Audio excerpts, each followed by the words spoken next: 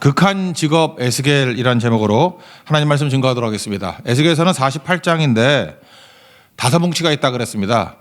이거 뭐 차례대로 살피겠어요. 1, 2, 3장이 첫 번째 뭉치인데 소명, 부르심의 장이고, 두 번째 뭉치가 4장부터 24장, 딱 반이죠. 유다의 죄와 멸망에 관한 내용입니다. 그리고 셋째, 넷째, 다섯 번째 나중에 살피겠습니다. 지금 유다가 망하기 직전입니다. 위기에 처하게 되었을 때 태도 두 가지죠. 하나는 거짓 평안, 또 하나 절망하는 거. 우리 거짓 평안은 예레미야서에 자주 나오잖아요. 평안하다, 평안하다. 현실 부정하는 거죠. 가짜입니다. 거짓 평안, 이것도 답이 아니고, 또 절망하는 거죠. 속수무책, 널브러져 있는 거. 그것도 답이 아닙니다. 그럼 어떻게 해야 되죠? 가짜 희망을 버리라, 절망도 버리라. 대부분 어려움 당하면요, 가짜 희망에 매달리거나 절망에 빠질 때가 많습니다. 근데 크리스찬들은 말씀 붙들고 현실과 직면하는 겁니다. 주님과 함께라면 어디든 가겠습니다. 그게 돌파하는 거예요. 하나님께서 우리의 길을 이끌어 가신다는 것입니다. 우리 그거 붙들어야 된다는 거예요. 지금 에스겔이 하는 건 돌파하라는 얘기거든요. 말을 잘 안 들을 때는, 설교로 말을 안 들을 때는 행동을 보여야 되잖아요. 그래서 행동 설교입니다. 강한 시각적 메시지죠. 그 르호보암 때 나라가 이렇게 갈라졌잖아요. 그 남쪽에 2개, 북쪽에 10개. 그때 아이야라는 선지자가 와가지고 그 열왕기상 11장 3절에 보니까 새 옷을 찢었대. 좀 아깝더라고.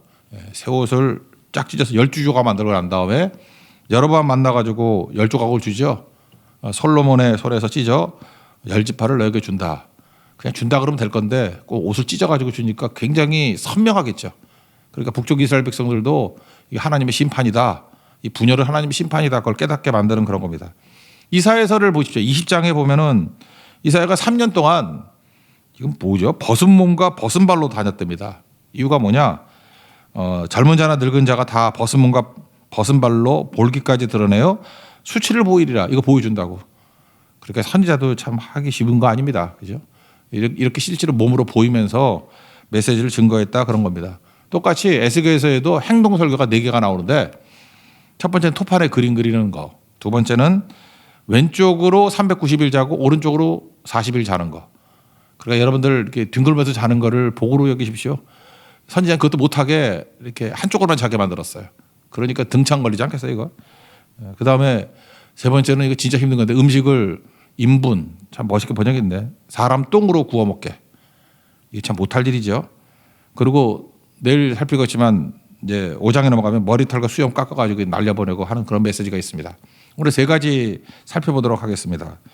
각각 통독에 도움이 되도록 간단하게 살피고 메시지 붙들고 기도하는 시간 그렇게 갖겠습니다. 첫 번째, 토판에 예루살렘이 포위된 모습을 이렇게 그리라는 거예요. 이거는 뭐 어렵지 않죠. 1절부터 3절까지 한번 읽어봅시다. 시작. 너 인자야, 토판을 가져다가 그것을 내 앞에 놓고 한 성 곧 예루살렘을 그 위에 그리고 그 성을 에워싸되 그것을 향하여 사다리를 세우고 그것을 향하여 흙으로 언덕을 쌓고 그것을 향하여 진을 치고 그것을 향하여 공성태를 둘러 세우고 또 철판을 가져다가 너와 성읍 사이에 두어 철벽을 삼고 성을 포위하는 것처럼 에워싸라. 이것이 이스라엘 족속에게 징조가 되리라. 그러니까 어떤 성이 있으면은 높잖아요. 그러니까 그냥 공격하면 힘드니까 옆에 토성을 쌓는 거 있죠. 그래서 흙으로 언덕을 쌓고 토성 쌓으라는 거예요. 그래서 같은 높이가 되면 공격하기 편하겠죠. 그래서 예루살렘이 철옹성인데 그것도 무너진다 그런 거죠. 그리고 공성태라는 건 뭐냐 하면 사극 같은 데 보면은 술에 이렇게 큰 그 통나무 같은 걸 갖다 놓고 앞에 뾰족하게 만든 거 있죠. 성문 부시는 거. 그거 이제 목숨 걸고 가서 꽝 부딪히고 하잖아요. 사극 안 봅니까? 고려 거란전쟁 안 보셨어요? 그거 보면 꽝꽝 하잖아요. 그걸 공성태라 그래요. 문 부시는 거. 그러니까 뭐예요? 이렇게 공성전이 벌어지고 있다. 그런 겁니다. 이게 무슨 스토리냐면은 에스겔이 끌려온 게 2차 포로거든요. 그 3차 포로로 끌려올 때가 마지막 20번째 왕 시드기야 있었잖아요. 시드기야 11년 동안. 근데 이 친구는 그 양다리 외교했어요. 애굽에 붙었다. 바벨론에 붙었다. 그래서 느부갓네살이 열받아가지고 그냥 두 눈 뽑아가지고 끌고 와버리잖아요. 그때 2차로 포로로 끌려온 사람들은 무슨 생각을 했겠습니까? 이거 진짜 여기에 머물러야 돼. 아니면 귀환을 준비해야 돼. 왜냐? 고국이 남아있으니까. 유다가 아직 안 망했잖아요. 그럴 때 하나님께서 그냥 쐐기를 박아버리죠. 이거 망할 거야. 너 끌려온 게 복인지 알아라 임마. 그러는 거예요. 그죠? 남아있는 놈들 이제 다 죽어. 3차 포로로 끌려오고 거기 예루살렘이 아닌 무너지는 일이 벌어지게 된다. 이거를 미리 보여주고 있다는 것입니다. 그래서 우리가 알 수 있는 게 뭐냐? 적당한 것보다도요, 이렇게 완전히 무너질 때 새롭게 시작할 수 있다. 그게 메시지예요.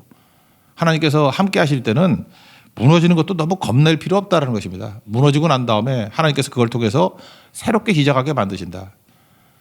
요한복음 9장에 보면은 남에서부터 맹인된 사람 있죠. 뭐 이렇게 눈뜨게 됐습니다. 그랬더니 바리새인들이 와서 막 시비 걸고 예수님이 뜨게 했다 그러는 거 듣기 싫어가지고 막 공격하고 그러거든요. 그러다가 요한복음 9장 마지막 절 41절 보니까 예수님이 이렇게 말씀하셔요. 너희가 맹인 되었더라면 죄가 없거니와 본다고 하니 너희 죄가 그대로 있느니라. 오히려 맹인은 자기가 병자고 죄인이라는 걸 인정하고 예수님 앞에 치유받고 회복이 됩니다. 근데 바리새인들은 뭐라 그래요? 니네도 맹인이다. 내가 왜 맹인이야? 그러면 막 대들잖아요. 본다고 하니까 죄가 그대로 있다. 그러니까 뭐예요? 적당히 있을 때가 제일 문제라는 것입니다. 완전히 무너질 때 오히려 하나님께 나가기가 더 편하다. 창세기 32장에 나오는 야곱도 마찬가지죠. 야복강에서 천사가 씨름한다. 그게 무슨 뜻이겠어요? 야곱은 평생 자기 힘 믿고 살았습니다. 소위 말해서 자수성가의 대가예요. 지금도 보면요, 제일 힘든 사람이 자수성가했다는 사람이에요. 내 힘으로 일어섰다. 그러니까 힘든 거거든요. 자기를 믿잖아요. 고집이 있고. 그래서 사실 부자 돼서 돌아온 거 아니에요. 그때 그 하나님의 은혜로 생각했을까요? 아니에요. 자기 힘으로 성공했다 그런 거라고. 옷도 잘 입고. 그러다가 하나님께서 이렇게 가면 너 죽어. 이 애서 만나면 죽잖아요. 400명 끌고 나오잖아요. 그래서 네가 사는 길이 네 힘으로 사는 게 아니라 은혜로 사는 거야. 축복으로 사는 거야. 그래서 천사를 보러 가지고 씨름하게 만들잖아요. 네 믿고 의지하는 거 버리고 날 의지해야 돼. 축복으로 사는 거야. 그리고 신약의 개념은 은혜로 사는 거야. 근데 그 말 안 들었다 그게 씨름 아니에요? 말 안 들어가지고 하나님이 하다 안 되니까 네 멋대로 해. 그러면서 환도뼈를 쳐버리죠. 그러니까 그제야 비로소 축복을 구한다 그러지 않습니까? 축복을 구한다는 게 무슨 뜻입니까? 축복을 이제까지 구하지 않았다라는 거 아니에요. 내 힘으로 살려고 그러다가 이제는 축복의 힘으로만 살 수 있습니다. 은혜로만 살 수 있습니다. 변화됐다는 얘기죠. 그랬더니 하나님이 내가 져준 걸로 네가 이긴 걸로 해줄게. 그 이스라엘 아니에요? 하나님과 겨루어 이겼다. 뭐 이기긴 뭘 이겨. 그러니까 축복 구하는 자가 이기는 거라는 거예요. 은혜 구하는 자가 이기는 거다. 그러니까 그의 삶이 무너졌을 때, 환도뼈가 깨졌을 때, 힘의 근원이 깨졌을 때 오히려 하나님의 은혜와 축복을 구하는 자가 되어서 이스라엘 되었다. 그런 얘기죠. 우리도 마찬가지입니다. 야곱 같은 게 우리 모습이거든요. 뭐 힘이 좀 남아있으면 내 힘으로 살겠다 그러고 자기 계획 세우고 참 보기에 제3자가 보면 웃겨요. 열심히도 산다. 근데 하나님이 살아가시게 되면 그 기반을 꺾어버리거든요. 환도뼈를 박살내버려. 그럴 때 비로소 천부의 의지 없어 손들고 옵니다. 하나님 내 힘으로 사는 게 아니라 은혜로 살고 축복으로 사는 것입니다. 그래서 일어서게 된다라는 것입니다. 오늘 이거죠. 예루살렘이 깨져야 사는 거야. 1차, 2차, 3차. 제가 볼 때 경고였거든요. 그걸로 안 돌아오잖아요. 다 깨지고 포로로 끌려가고 아예 그냥 걸음더기가 돼버리니까 새로운 백성으로 재탄생하게 된다는 것입니다. 우리도 마찬가지입니다. 일계명이 뭡니까? 내 앞에 하나님만 두라. 언제 가능하죠? 내 앞에 내가 있거든요. 우상이 있거든요. 다 깨졌을 때 아무것도 없으니까 하나님만 바라보는 거죠. 그게 가능하다라는 것입니다. 일제강점기 때 우리 평양이 동양의 예루살렘 그러죠.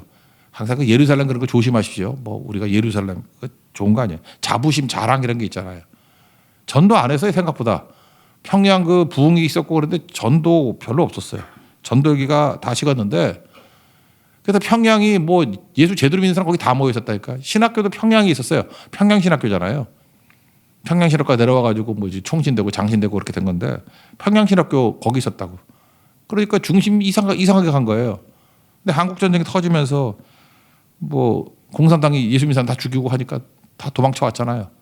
그래서 우리나라 남한에 있는 웬만한 교회들이 다 북한에 내려온 사람이 세운 교회예요. 뭐 영락교회는 다 100%고 가는 곳도 영락교회 다 있잖아요. 뭐 충현교회도 마찬가지고 뭐 있죠 또. 하여튼 뭐 보면은 오래된 교회라고 하는 건 다 뿌리가 북한에 있어요. 북한에서 내려온 사람들. 부산에 가도 그렇고 뭐 심지어 광주 가도 그렇고 대구 가도 그렇고 뭐 다 그렇더라고. 그러니까 무슨 얘기입니까? 이게 무너지고 깨졌을 때 우리 예루살렘이 무너졌을 때 확산이 되는 거죠. 이거 사도행전 8장에서 나오지 않습니까? 예루살렘 교회가 그 스데반 순교 이후에 핍박당해서 다 흩어졌다 그러잖아요. 흩어진 사람들이 두루다니며 복음의 말씀을 전했다. 8장 4절에 나오잖아요. 그러니까 결국은 무너졌을 때 우리가 볼 때는 이게 뭐지? 그게 아니라는 거예요. 우리 하나님이 더 사용하신다는 것입니다. 이제 스스로 한번 물어봅시다. 혹시 여러분 무너졌다고 생각하는 분이 있습니까? 진짜 무너졌나요? 그러니까 실제가 무너졌든 안 무너졌든 내 마음의 상태가 완전히 무너지면 그때가 새로 시작할 때입니다. 하나님 은혜 주실 때예요. 빨리 무너지십시오. 그래서 내가 죽고 NIBC, Not I but Christ. 그때 진짜 능력이 나타나게 된다는 것입니다. 그때 사역자들도요 불임해요. 무너졌을 때 불임한다는 거 잊지 말고 우리 나의 예루살렘이 무너지고 하나님이 이끄시는 새로운 재탄생을 체험하는 우리 믿음의 종 되기를 바랍니다. 두 번째 내용은 뭐냐면 이게 고집 부리는 거예요. 한쪽으로 누워있다. 자기 뜻이거든요. 뭐 거의 같은 메시지죠. 하나님께서 자기 뜻을 너무 고집하면요 주신다라는 거예요. 그래서 이걸 뭐라 하냐 과도함의 심판이에요. 우리가 달라 그러면 하나님이 그냥 네 원하는 대로 줄게. 그래서 과도하게 줘버린다는 것입니다. 그게 북쪽 이스라엘 때문에 390일 얘네들은 좀 불순종이 많았으니까 또 남쪽 유다를 향해서 40일 그래서 뭐 1년으로 쳤다 그러죠. 유다의 죄 그다음에 이스라엘의 죄. 그러니까 좋다고 하면 주시는데 과도하게 주신다 그런 거예요. 이런 게 출애굽할 때 메추라기 줄 때 나오죠. 만나 하나님께서 주시면 그거 먹으면 되는데 지겹대. 참 우리는 참 묘해요. 하나님 축복도 계속 주면 지겹대. 아 지겨워. 그러니까 고성성도 지겨운 사람 있겠지. 아 17차나가 난 좀 딴 데 가고 싶어. 뭐 이런 거예요. 지겨움. 그러면 여러분이 자꾸만 구하면요 하나님이 또 딴 거 줘요. 주기는 메추라기 준다고. 근데 어떻게 주죠? 한 달 내내 메추라기만 먹게 만들어. 광야는 어떤 곳이에요? 물 없는 곳이잖아요. 메추라기 먹으려고 그러면 그거 어떻게 먹어야 돼요? 털을 손으로 뜯어야 되고 피비린내 나고 물도 없잖아요. 싱크대가 없어요. 그거 어떻게 씻어? 그러니까 너무 많이 줘가지고 먹기도 힘들고 만나는 그냥 먹으면 싹 꿀과 같이 녹는다 그러는데 민수기 11장 33절 보니까 고기가 이 사이에 끼어 있대. 그때는 치실도 없는가 봐. 이게 끼어가지고 막. 그래서 결국은 하나님께서 그걸 과도하게 주는 걸 재앙으로 만드셨다잖아요. 그러니까 여러분들이 그래요. 잠깐만 우리가 기도할 때 하나님의 뜻, 하나님의 부르심 말고 자기 소원 있잖아요. 예를 들어서 고성성교 그런데 하나님 유럽 여행을 보내주세요. 유럽 여행을 보내주세요. 그러면 하나님 보내주십니다. 가가지고 소매치기 당하고 뭐 패스 잊어버리고 지금 얼마나 죽겠어. 그죠? 발발발 떨다가 동상 걸려서 돌아올지도 몰라. 제가 지금 무슨 얘기를 하는 거냐 하면 달라 그러면 하나님이 주신다니까요. 근데 그게 내 뜻이에요. 그래서 또 그렇게 원하느냐. 그래서 선지자만 고생하는 거예요. 북쪽 이스라엘이 고집이 셌거든. 그래 390일 동안 네가 원하는 대로 왼쪽으로만 누가 잡아. 등창 걸린다. 남쪽 유다는 좀 덜 했거든요. 40일 동안 40년으로 친다 그러죠. 1년을. 한쪽으로만 잡아. 내 고집이에요. 과도함이 징계가 될 수 있다는 것입니다. 그러므로 지혜로운 사람은요. 기도할 때도 내 뜻 별로 구하지 않습니다. 하나님 주시는 게 최고로 좋은 겁니다. 그래서 하나님의 뜻을 구해요. 그래서 나를 부르신 주가 이루어 주시네. 이 찬양이 참 좋은 것 같아요. 그죠? 나를 이끌어 달라고. 주님이 이끄시는 대로 가겠습니다. 이러는 건데 너무 플랜이 많아. 이번 겨울방학에는 뭐 하고 그 뜻대로 되는 게 아니거든요. 하나님 축복과 은혜로 가야 되는데 인간은 참 묘해. 그 많은 은혜를 받았음에도 불구하고 또 앞에 미래의 일을 은혜에 맡기지 않고 자기 힘으로 가려고 그래. 자기 힘으로. 그러니까 이게 그런 모습이라는 것입니다. 잠언 10장 22절 보니까 여호와께서 주시는 복은 사람을 부하게 하고 부작용이 없다. 근심을 겸하여 주지 않는다. 그러니까 하나님이 주시는 거는요. 좋은 거 주십니다. 그리고 근심을 생략시켜줘요. 그럼 반대로 얘기하면 뭐예요? 사람이 자기가 원하는 것을 자꾸만 구하면 주시긴 주셔요. 그런데 근심을 겸하여 주신다. 그래서 약간 근심 걱정 많은 사람들은 내 뜻이 강할 가능성이 큽니다. 참 묘해요. 하나님의 뜻대로 가면은 힘들긴 힘든데 근심이 별로 없어. 그래서 멘탈이 건강해요. 뭐 하나님의 뜻인데 뭐 이러고 가는 거라고요. 야고보서 1장 17절에도 보니까 온갖 좋은 은사 선물이 하늘로부터 내려온다 그러죠. 그러면서 뭐라고 덧붙이느냐? 하나님은 변함도 없으시고 회전하는 그림자도 없다. 그림자가 없다는 건 뭐예요? 이거 부작용이거든요. 하나님이 주시는 것은 부작용이 없다 그런 뜻이에요. 회전하는 그림자도 없다. 우리가 하는 모든 거에는 빛과 그림자잖아요. 좋은 것도 있고 나쁜 것도 있죠. 근데 하나님이 주시는 거는 그림자도 없다.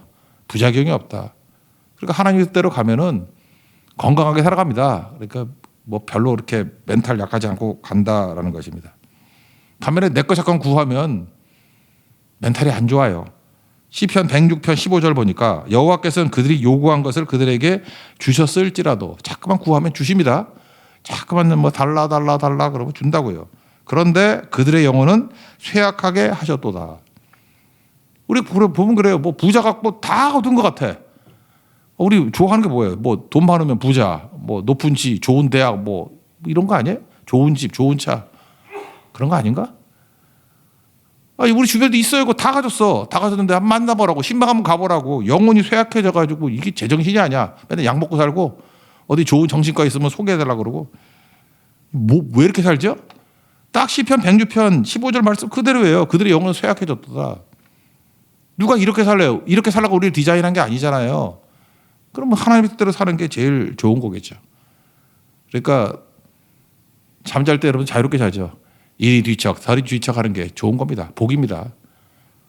그래서 하나님께서 주신 것이 최고로 좋은 거다 생각하시고 주의 뜻대로 살아가는 하나님 정되기를 축원합니다. 이거 뭐 4절부터 8절까지인데 다 읽지 말고 그냥 8절만 읽읍시다. 8절만 시작. 내가 줄로 너를 동일이니 내가 에워싼 날이 끝나기까지 몸을 이리저리 돌리지 못하리라. 등창 걸릴 거야. 등창. 그죠? 근데 하나님의 뜻대로 가면은 좋은 방이라 할지라도 이리 뒤척 저리 뒤척 개운하게 자고 일어나는 인생이 된다는 것입니다. 세 번째는 극한 지옥이라는데 일단 뭐 먹을 것이 없습니다. 그런데 그거조차도 인분으로 사람 똥으로 구워 먹으래요. 이건 진짜 설교하기도 더러운데. 9절 보면은요. 밀과 보리와 콩과 팥과 조 귀리를 가져다가 떡을 만들라 그러죠. 보리떡 같이 만들라고. 근데 이게 무슨 뜻이냐 그럴지 모르지만 이스라엘 백성들은요. 혼식을 안 했습니다. 그러니까 밀은 밀, 뭐 그런 거죠. 보리는 보리, 따로따로 하지 이렇게 섞어가지고 뭐 음식 만들지 않았어요. 왜 그러죠? 혼합주의를 경계하기 때문에 그렇다는 거예요. 그러니까 여기에 밀, 보리, 콩, 팥, 조, 귀리 이렇게 6가지를 막 섞어가지고 떡을 만들었다. 그 빵이죠. 빵을 만들었다는 얘기는 뭐냐 하면은 먹을 게 없다는 거예요. 그래서 구황작물 그러죠. 우리는 뭐 쌀이나 보리 먹고 살았잖아요. 그게 없을 때 고구마 먹고 제가 어렸을 때는 전쟁 나면 먹을 거 없다 그래가지고 미숫가루 만들었어요. 미숫가루도 그 유통기한이 있잖아요. 그래서 오래된 거는 꼭 억지로 먹였어. 신방방 가면 맨날 미숫가루래. 사회 초반기 때도. 그것도 싱싱한 거 안 줘요. 그 1년 다 돼가지고 이제 폐기 직전에 그거. 먹기 싫으니까 빨리 먹다가 막 목에 터져가지고 막혀가지고 그때 죽을 뻔했어요. 그 기도 막혀가지고. 그때 그 사목사님이라고 내 등 쳐줘가지고 그때 살아났지. 와, 이거 살인 미수다. 이런 생각이 들어서 그래서 미숫가루인가 봐. 살인 미술에서. 하여튼 그런 거였거든요. 그러니까 구황작물이라는 거예요. 구황작물. 그러니까 우리 시라면 고구마예요. 고구마. 지금은 고구마가 비싸고 뭐 그렇지만 옛날에는 먹을 거 없을 때 고구마 먹었어요. 그러니까 고구마 먹고 산다 그런 얘기는 죽지 못해 산다 그런 뜻이라고. 이스라엘 백성들이 섞는 거 싫어했어요. 그래서 옷감도 2개로 안 하고 동물도 2가지 이렇게 섞어가지고 이렇게 가래질 안 하고 그랬다고요. 아마 그랬다 만약 이스라엘 개념이라 그러면 우리 한국의 음식 제일 싫어하는 게 비빔밥일 거야. 비빔밥 안 먹었어요. 섞어서 안 먹었어요. 따로따로 먹었지. 김밥도 안 먹었을 거야. 김 따로 밥 따로. 그러니까 그런 정신을 갖고 있었다고. 그런데 그런 이스라엘 사람들이 이렇게 6가지 섞어서 먹었다. 무슨 얘기예요? 먹을 게 없다는 거예요. 그래서 있는 거 싹 긁어 먹어가지고 이렇게 먹었다. 그러니까 자기 자신의 자부심, 거룩함이 다 무너지게 되었다. 그리고 실제로 나오잖아요. 절대 굶주림이 나오는데 23개를 먹는다 그러는데 23개를 보니까 제가 이게 주석을 보니까요. 고구마 1개 정도. 거의 고구마로 나오더라고요. 칼로리로는 230 칼로리. 우리가 여자분들 있잖아요. 많이 드시는 분 말고 이렇게 좀 마른 분들이 2,000 칼로리 정도 먹어요. 그리고 남자들 뭐 등치 큰 애들은 3,000 칼로리 정도 먹어요. 밥 한 공기가 300에서 400 칼로리거든. 밥 반찬도 먹잖아요. 그러니까 세 끼를 보통 한 700 칼로리 정도로 3번 먹으면은 2,100 칼로리죠. 그러니까 한 끼 정도. 이게 여자분들 조촐하게 먹는 게 한 700 칼로리 정도라고. 저는 1,000 칼로리를 먹더라고. 그래서 줄이려 그래. 너무 많이 먹는 것 같아. 그죠? 그래서 줄이고 그래야 되는데 하여튼 2,000에서 2,500 칼로리를 먹는데 하루 23개리니까 230 칼로리를 먹고 살래요. 그러니까 보통의 한 8분의 1? 10분의 1 내지 8분의 1. 그러니까 굶어 죽기 직전으로 사는 거죠. 거기다가 6분의 1 흰이라 그러는데 흰. 이거 요즘에 그 밀리로 따진다면 600ml예요. 600ml가 뭔지 했더니 제가 아침에 먹는 서울 우유가 있거든. 서울 우유가 조기로 된 거 있죠. 그게 200ml더라고. 그러니까 물을 하루에 그 200ml짜리 3개 딱 먹어야 돼요. 이거는 살 것 같은데. 근데 모자란가 이것도? 이거보다 더 먹는 거 봐 물을. 그죠 이렇게 600ml. 그러니까 주석에 보니까 거의 굶는 정도의 수준이라는 거예요. 그러니까 포위당하고 난 다음에 먹을 게 없으니까 뭐 자식 잡아먹었다 그런 얘기 나오거든요. 신명기 28장 55절 보면요. 그 신명기의 모세 율법에 예언을 했어요. 너희들이 하나님 말씀 불순종하면 자기가 먹는 그 자녀의 살을 그중 누구에게도 주지 아니하리니 이는 내 적군이 내 모든 성읍을 에워싸고 맹렬히 너를 쳐서 곤란하게 하므로 아무것도 그에게 남음이 없는 까닭이다. 그러니까 이렇게 굶어 죽는 거, 자식도 잡아먹는 일이 벌어지게 된다. 진짜 그런 일이 벌어진다는 거죠. 그거 예언하고 있습니다. 근데 먹을 것도 없는데 이스라엘 백성은 그래도 죽어도 우리 뭐 선비들도 굶어 죽어도 뭐 이쑤시개 쑤신다 그러잖아요. 근데 양이 적은 거는 참을 거예요. 그런데 더러움을 못 참는 게 이스라엘 백성들이거든요. 사람 똥으로 구워 먹으래요. 이거 되게 더러운데 12절 13절 한번 읽어봅시다. 특이한 거니까 시작. 너는 그것을 보리떡처럼 만들어 먹되 그들의 목전에서 인분 불을 피워 구울지니라. 또 여호와께서 이르시되 내가 여러 나라들로 쫓아내어 흩어버릴 이스라엘 자손이 거기서 이같이 부정한 떡을 먹으리라 하시고로. 이거는 정말 더럽죠. 그래서 에스겔이 딴 거 다 순종하는데 주님 이것만은 너무해. 그랬다고요. 너무해. 나 이거 못하겠어요. 그랬더니 여러분 그래서 하나님께서 뭘 부르실 때요. 순종만 하는 것도 있지만 한 번쯤은 좀 이렇게 나 못해요. 그래도 될 것 같아요. 제가 전도사를 하면서 제가 이런 적이 한 번 있었어요. 제가 이 구절 읽다가 기도했던 거거든. 제 스타일이 이렇게 부교육자 하기 힘들겠더라고. 왜냐하면 부교육자를 하면 쫓겨나겠어. 맨날 싸워. 맨날 싸우고 담임 목사님이 나 싫어하고 맨날 그랬어요. 그래서 야 이것도 오래 할 게 못 되겠다. 그래서 제가 신학교 3년 내내 기도했던 게 뭐냐면 하나님 내가 여기 보세요. 인분으로 불고 먹는다 그러는데 쇠똥으로 바꿔주지 않았습니까 주님. 제발 저 부교육자 생활은 최소한도로 해야겠어요. 최소한도로. 진짜 3년 내내 그것만 기도했어요. 그죠? 나 부교육자 생활 오래 못하게 쫓겨나기 싫어요. 그래도 2번 쫓겨났거든. 쫓겨나기 싫어요. 쫓겨나기 싫어요. 하나님께 들어주셨어요. 그래서 제가 30살에 담임 목사 됐어. 난 그래서 이거 보면서 느낀 게 주님이 쇠똥으로 바꿔줬구나. 그런 생각을 했던 적이 있었거든요. 여러분도 마찬가지예요. 뭐 꼭 그러라는 얘기는 아니지만 그래도 사람 똥은 너무 더럽잖아요. 그죠? 하나님 앞에 기도하면 이런 거 들어주신다는 거예요. 너무 복음이기 때문에 읽어봅시다. 14, 15절 읽겠습니다. 시작. 내가 말하되 아하 주 여호와여 나는 영혼을 더럽힌 일이 없었나이다. 어려서부터 지금까지 스스로 죽은 것이나 짐승에게 찢긴 것을 먹지 아니하였고 가증한 고기를 입에 넣지 아니하였나이다. 여호와께서 내게 이르시되 보라 쇠떡으로 인분을 대신하기를 허락하노니 너는 그것으로 떡을 구울지니라. 인도 비하로 갔더니 그 뭐 가는 곳마다 고아원 특별히 갈 때 제일 많이 그러대. 그 아줌마들이 뭐 하는데 주물럭 하는데 그게 소똥이에요. 그래서 벽에다 붙여놓고 나는 무슨 뭐 피자인 줄 알아서 피자같이 동그랗게 해놓고 그걸로 구워 먹는 거래요. 그래서 우리 먹는 거 갖고 왔는데 그걸로 구웠더라고. 그래서 내가 에스겔서 4장이 생각났어요. 야, 이렇게 먹는 거구나. 하나님 인분 대신 소똥 그랬더니 소똥으로 구운 거로 계속 먹는구나. 그런 생각이 들더라고요. 그러니까 이런 일이 벌어지게 되더라는 것입니다. 그러니까 우리가 하나님 앞에서 가져야 될 것들이 이스라엘 백성들이 이게 뭐예요? 회개를 촉구하는 거예요. 너희들이 거룩하고 깨끗하다고 그래? 너희들 가장 더럽고 수치스러운 일을 당하게 될 거야. 문제는 뭐냐? 외형적인 게 문제가 아니라 돌이키는 거야. 회개로 돌아오는 거야. 지난 수요일에 누가복음 5장에서 세리 마태가 돌아오는 과정을 통해서 구원과 회개가 중요하다 그랬죠. 회개가 뭐예요? 기쁨이 회복되는 거예요. 돌아오는 자들의 기쁨. 누가복음 15장 같은 데 보세요. 잃은 양을 찾고 잃은 동전 찾고 잃은 아들 찾을 때 다 기뻐했죠. 그래서 회개가 있어야 기쁨이 있다니까요. 회개는 기쁨이에요. 그래서 제가 영어로 뭐 워드 플레이도 했잖아요. Not fast, 금식이 아니라 but feast, 잔치라고. F죠, F. fast가 아니라 feast라고. 금식이 아니라 잔치가 돼야 된다. 또 하나가 뭐였습니까? 그 예수님께서 말씀하시기를 세포도 주는 세부대 그런 얘기 나오죠. 그러면 낡은 부대가 뭐예요? 과거죠, 과거. 이건 메시지 간단한 거예요. 과거 버리라는 거예요. 과거 버리고 미래로 살라, 내일로 살라, 잠재력으로 살라. 이것도 P로 시작해서 패스트죠. 과거, not past, but P로 맞추려고 potential, 잠재력으로 살라. 과거가 아니라 잠재력으로 살라. 주님께서 우리를 부르실 때는 과거에 연연해 가지고 나는 뭐 옛날에 안 먹었어요, 뭐 했어요, 이게 아니고 주님이 주신 새로운 세계가 열리잖아요. 이제는 성전 시대도 아니죠. 이런 거 갖고 뭐 따질 게 아니죠. 성령 시대가 임한다고. 이제 에스겔서 뒤에 가보세요. 성령이 임해서 이제까지 알 수 없는 우리의 모든 포텐셜, 잠재력을 세울 수 있는 새로운 시대가 열리게 된다는 것입니다. 과거의 것이 아무리 좋다 할지라도 그거 왜 거두어 가셔요? 더 좋은 거 주시기 위한 거예요. 우리가 내일이 있습니다. 미래가 있습니다. 잠재력이 있습니다. 그걸로 사는 거예요. 장차 개바가 되리라. 세리마태 배웠던 거 과거를 안 살아요. 주님 앞에 헌신했더니 그게 꼼꼼함. 그죠? 그래서 마태복음 보세요. 얼마나 체계적이고. 그다음에 얼마나 철저합니까?